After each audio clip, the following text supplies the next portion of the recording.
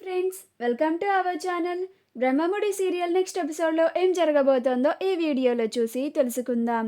రాహుల్ని నిర్దోషిగా విడుదల చేసిన పోలీసులు.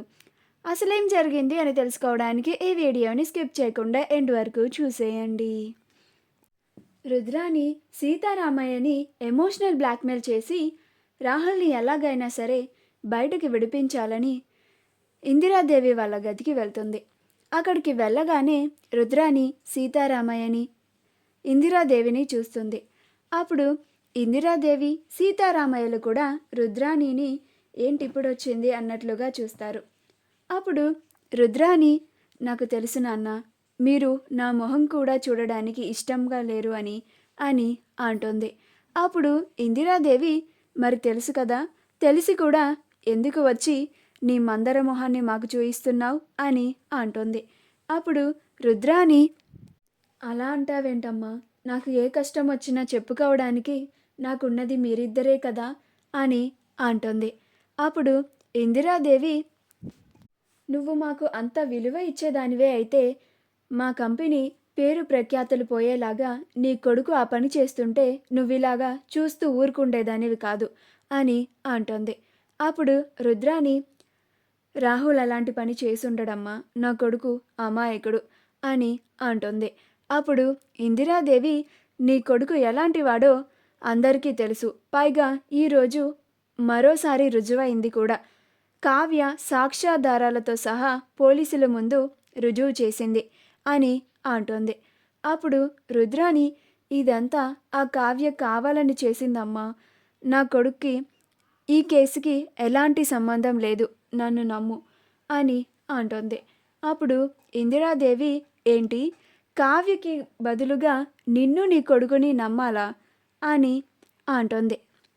కావ్య కనుక ఈరోజు లేకుండా ఉండకపోయింటే మా కంపెనీకి ఎంతలాగా నష్టం వచ్చేదో మాకు తెలుసు, ఎంతటి అనర్థం జరిగేదో మాకు తెలుసు అని అంటోంది.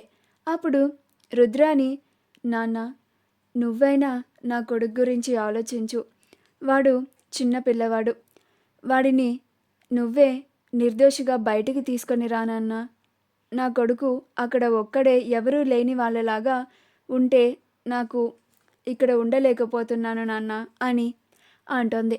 అప్పుడు సీతారామయ్య, చేసిన తప్పుకి ఫలితం అనుభవించనివ్వు అని అంటాడు.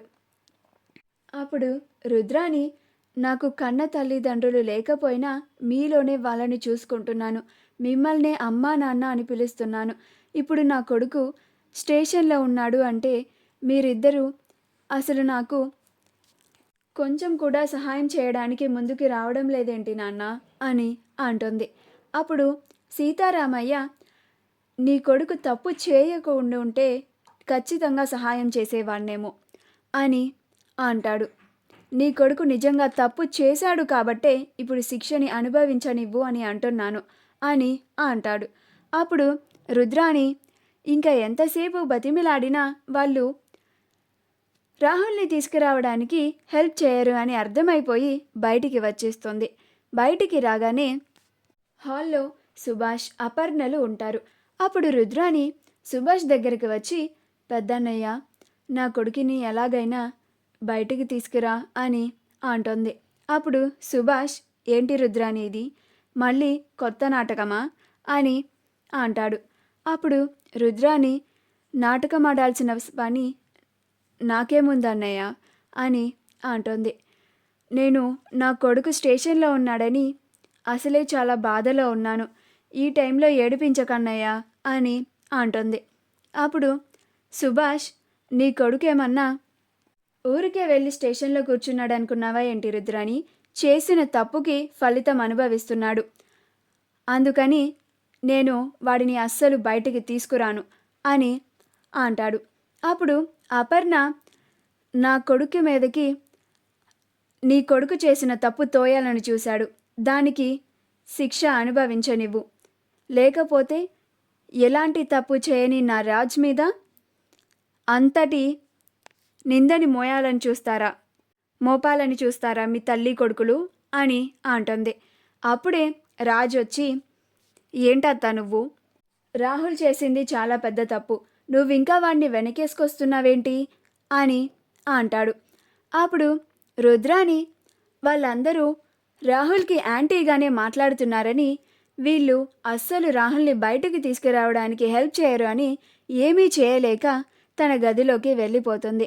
తన గదిలోకి వెళ్ళి, నా కొడుకు జైలుకి వెళ్తే మీరందరూ సంబరాలు చేసుకుంటున్నారు కదూ, నా కొడుకుని బయటికి రానివ్వండి, అప్పుడు చెప్తాను మీ కుటుంబం సంగతి, మీ కుటుంబాన్ని ముక్కలు ముక్కలు చేసేస్తాను అని వాళ్ళ మీద ఇంకాస్త ద్వేషం పెంచుకుంటూ ఉంటుంది.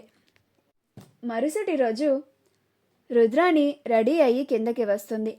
అప్పుడు ఉదయాన్నే రాహుల్ ఇంటికి వచ్చి మమ్మీ అని అంటాడు. అప్పుడు రుద్రాని రాహుల్ని చూసి రాహుల్ అని రాహుల్ని దగ్గరికి తీసుకొని చాలా బాధపడుతూ ఉంటుంది. అప్పుడు రాహుల్, నేను నిర్దోషినని పోలీసులు నన్ను విడుదల చేశారు మామ్ అని అంటాడు.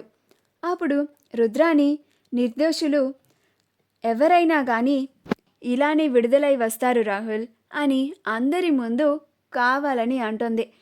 మీరే చూశారు కదా నా కొడుకు తప్పు చేశాడు అని, కానీ నా కొడుకు తప్పు చేయలేదు అని పోలీసులే నిర్ణయించి నిర్దోషిగా విడుదల చేశారు అని అంటుంది.